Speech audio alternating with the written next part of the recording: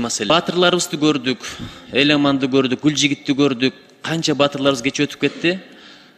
Эмоция менен эстеп атабыз, бирок бат эле унутуп калат экенбиз. 99-жылы билесиз, Баткен окуясы болгондо да батырлар чыккан. Ошонун курман болгондордун бала бакырасы, үй бүлөсү кээде бир мамлекеттик кызматкарга кайрылса, сенин күйөөңдү мен өлтүрдүм беле деген мамиле болот экен. Кандайдыр бир чара көрүп токтом кабыл аласыздарбы, аларга бир аяр мамиле кылалычы.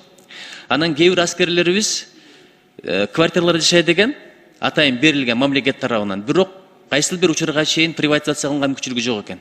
Ошого чейин көз өтүп кетсе, үй бүлөсүн сыртка чыгарып коюп атыптыр. Ошо кантип болсун?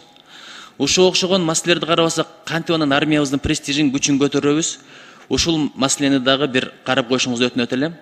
Андан тышкары мына азыр мага WhatsAppка келип атат. Кирпичный деген, Нижняя Ларча деген, Ак Босого деген жанагы жыл массивтер бар. Дүкөндөргө аябай көп уурлар кирип атыптыр. Гествада, мына G2 деген ал жакта дагы бир жаңы конуш бар, билесиздер. Бир күндө 1 саатта эле 3 үйдү талкалап кетиптир. Уурлар аябай көбөйүп атыптыр. Милиция келет дейт, анан кийин манжасын изин алат дейт, кетет дейт, жыйынтык жок дейт. Мен милицияны абдан сыйлайм, билесиз. Погондуларды абдан сыйлайм, бирок кантип эле таба албасын. Балким тили бирдир, иши бирдир. Ушуну бир тактап коюңуздарчы. Азыр эми экономикалык каатчылыкта уурлар абдан көбөйүп атат. Элибизди коргобосок, кантип анан кийин калкыбыздын бакубатчылыгын камсыздайбыз. Рахмат.